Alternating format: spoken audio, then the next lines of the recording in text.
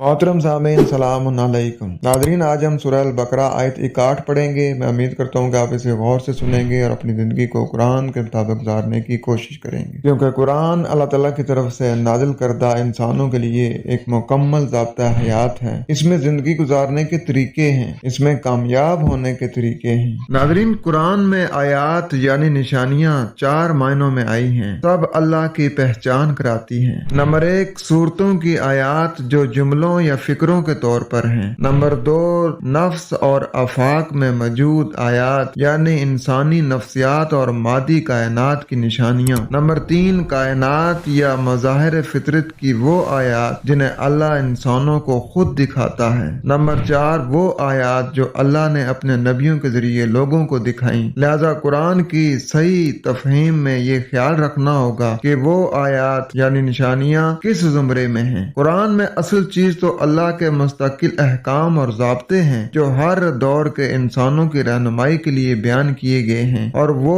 कभी नहीं बदलते। इनको समझाने के लिए तारीख के कुछ वाकयात भी जिक्र किए हैं, लेकिन वो मुकम्मल तौर पर नहीं बल्कि बकदरे जरूरत इन वाकयात की सिर्फ वही कड़ियां बयान की गई हैं जो अल्लाह के कवानीन और निज़ाम को समझने के लिए जरूरी है। नाज़रीन, बाद में मुफस्सिरीन ने अपने तसव्वुरात के मुताबिक इन तारीखी कड़ियों से वाकयात को मुकम्मल करके आयात के शान नुज़ूल बनाए। लिहाजा कुरान माजी के किस्सों कहानियों की किताब बनकर रह गया।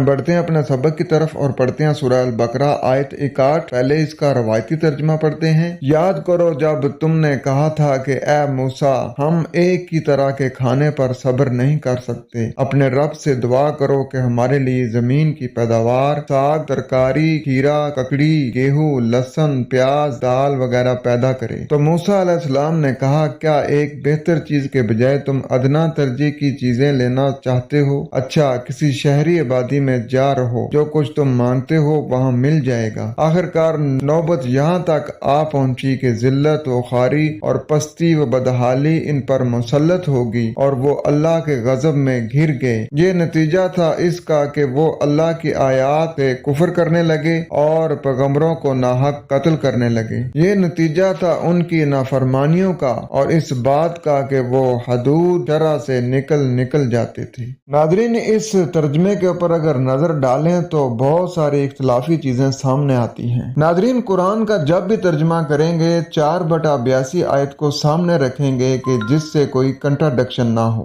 नादरीन, सोचें जरा, ये ककड़ी, प्याज, मसूर, दालें क्या ये शहरों में उगती हैं या गाँव में उगती हैं? आए देखते हैं कि यहाँ बात क्या